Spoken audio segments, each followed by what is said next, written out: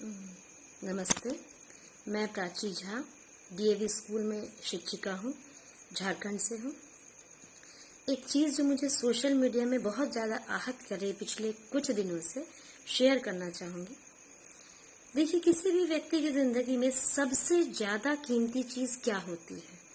उसका मकान, उसकी ज़मीन जायदाद, उसकी धन दौलत, या फिर उसके बच्चे, उसकी संतान। शायद सभी के लिए संतान ही ना, बच्चे ही ना।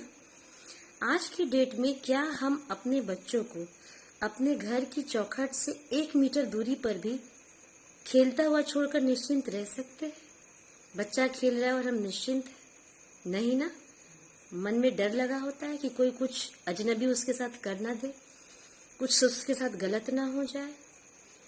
पर वही बच्चा जब 7 से 8 घंटे स्कूल जाता है, तब भी क्या पेरेंट्स का दिल धड़कता है उसकी सेफ्टी को लेकर, उसकी सुरक्षा को लेकर, कि मेरा बच्चा क्या कर रहा होगा, कैसा होगा, उसके साथ क्या हो रहा होगा? नहीं ना। तब हम निश्चिंत होते हैं। क्यों? क्योंकि वो स्कूल में है। अगर आप अपने बाद किसी पर भरोसा करते हैं अपने बच्चे की सुरक्षा को लेकर, तो वो है उसका स्कूल। वहां जो शिक्षक हैं, उनके लिए आपका बच्चा अपने बच्चे की तरह होता है। हम शिक्षक जो होते हैं ना, हम सिर्फ उसने बुक और कॉपी से जुड़ी बातें नहीं सिखाते हैं। हम उसकी हर हरकत, हर आदत पे नजर रखते हैं। वो कैसे बोलता है, वो कैसे चलता है, क्या वो कोई गाली तो नहीं दे रहा, क्या वो कोई गलत हरकत तो नहीं कर रहा, किसी गलत संगत में तो नहीं है। आपका बच्चा जब कुछ अच्छा करता है, जितनी खुशी आपको होती है ना, उतनी ही हम शिक्षकों को होती है।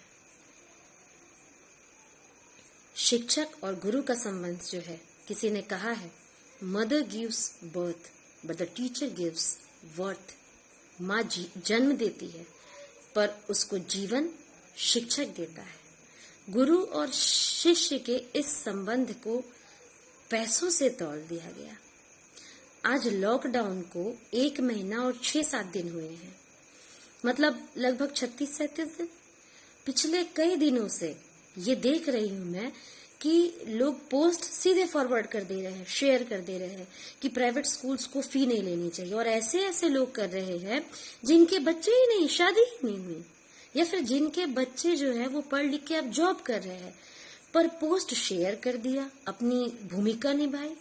गवर्नमेंट भी हस्तक्षेप कर रही है कि प्राइवेट स्कूल को फी नहीं लेनी चाहिए। क्या प्राइवेट स्कूल का शिक्षक, आपको पता है, इस लॉकडाउन में भी घर से 6 से 7 घंटे बच्चों को पढ़ा रहा है?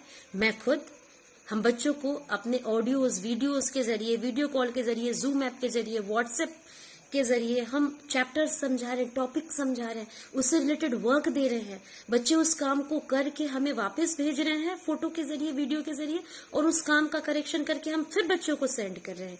क्या ये आसान है? इतना ही नहीं, मेरे अपने क्लास के बच्चों को तो मेरे बच्चे योगा कर रहे हैं, घर के काम में माँ बाप का हाथ बटा रहे हैं, वो बच्चे काढ़ा पी रहे हैं। कोरोना से लड़ने के लिए मैं उन्हें मजबूत कर रही हूँ। क्या इसकी कोई कीमत नहीं है? क्या सरकारी स्कूल के शिक्षक भी ये काम कर रहे हैं? नहीं ना। लेकिन टारगेट किसको किया? प्राइवेट स्कूल को। क्यों? शिक्षक, वो भी प्राइवेट, कमजोर है ना? गलत फहमी है आपकी। शिक्षक कभी कमजोर नहीं होता, बिल्कुल भी नहीं।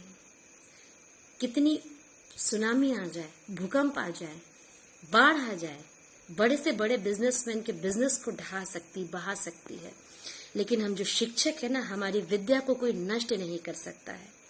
वो हमारे जाने के बाद भी हमारे बच्चों में पलेगी, बढ़ेगी और फैलेगी। गुरु तो देने वाला होता है, वो मांगने वाला नहीं होता है। हमने तो हमेशा समाज को दिया है। हम सैलरी के लिए काम नहीं करते हैं, तनख्वाह के लिए हम काम नहीं करते हैं, पैसे के लिए हम काम नहीं करते। हम काम करते हैं इसलिए हम पैसे लेते हैं। एक बात मैं आपको बता दूं कि अगर प्राइवेट स्कूल की फी नहीं भी दी गई, सरकार ने भी रोक लगा दी, कोई भी शिक्षक भूखा नहीं मरेगा और ना ही किसी के आगे हाथ फैलाएगा। 2 रोटी कम खाएगा, कुछ खर्चे कम करेगा, पर स्वाभिमान से जिएगा। लेकिन कभी आपने सोचा है, स्कूल से और भी लोग जुड़े हैं। वहां का चपरासी, गार्ड, स्वीपर, ड्राइवर, खलासी, इनके घर कैसे चलेंगे? पोस्ट तो हमने शेयर कर दिया, लेकिन क्या हमने उसके कंसिक्वेंसेस सोचे कि क्या हो सकते हैं? इसलिए मुझे ये लगता है कि हमें जहां हमारी पहुंच नहीं है, जहां हमारा नियंत्रण नहीं है, उन मुद्दों पे हमें बिना सोचे समझे शेयर और फॉरवर्ड नहीं करना चाहिए। जो एजुकेशन है वो हम बच्चों को दे रहे हैं, उनका सिलेबस हम बढ़ा रहे हैं, वो काम हम करेंगे ही। फिर जो मुहिम है वो प्राइवेट स्कूल के लिए क्यों? क्योंकि कमजोर समझा है, ये हड़ताल नहीं कर सकता, प्राइवेट स्कूल का स्टाफ जो है वो धरने पे नहीं बैठ सकता, विरोध नहीं कर सकता। ये गलत है। हम फिर भी जिएंगे, हम और मजबूत होके आएंगे। ये वीडियो मैंने फी मांगने के लिए नहीं किया है। ये वीडियो मैंने इसलिए शेयर किया क्योंकि मेरी भावनाएं आहत हुई हैं। मैं अपने काम को अपनी आत्मा से करती हूँ। बच्चों को सिखाना मेरा प्रोफेशन नहीं है, वो मेरा पैशन है। इसलिए मेरे जैसे करोड़ों शिक्षक होंगे, उनकी भावनाएं आहत होती हैं। जो सरकार का काम है वो सरकार को करने दीजिए। हमने बहुत जगह फ्री में पैसे दिए हैं। मोबाइल हम रिचार्ज कराते हैं ना। हम 1 महीने का रिचार्ज कराने के लिए अब ज्यादा पैसे देते हैं और 30 की जगह 28 दिन का रिचार्ज अब ले रहे हैं। मतलब महीने जो 7 है 31 वाले, वहां पर 3-3 दिन का पैसा हम बचा रहे, एक्स्ट्रा दे रहे हैं। और जहां 30 के महीने हैं 5 महीने, वहां हम 2-2 दिन का, मतलब लगभग 31 दिन का पैसा हम मोबाइल कंपनियों को फ्री में दे रहे। पर वहां हमने आवाज नहीं उठाई। नानी के घर जाते हैं, वैकेशन में जाते हैं, 1-1 महीने हम घर पे नहीं होते, लेकिन हमने कभी केबल वाले के पैसे नहीं काटे कि भाई हम तो थे ही नहीं, हमने तो टीवी देखी ही नहीं, फिर किस बात का पैसा दे।